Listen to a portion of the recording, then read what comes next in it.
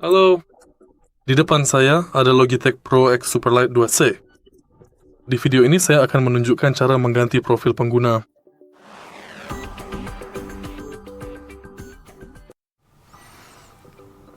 Untuk mengganti profil pengguna di Logitech G HUB, buka profil dan kelola di sana.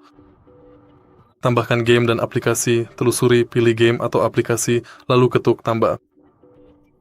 Sekarang Anda bisa beralih profil antara aplikasi atau default.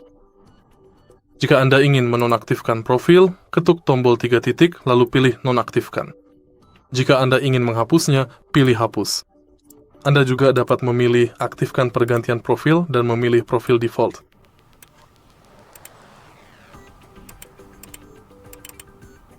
Jika Anda merasa video ini bermanfaat, silakan beri like, komentar, dan subscribe.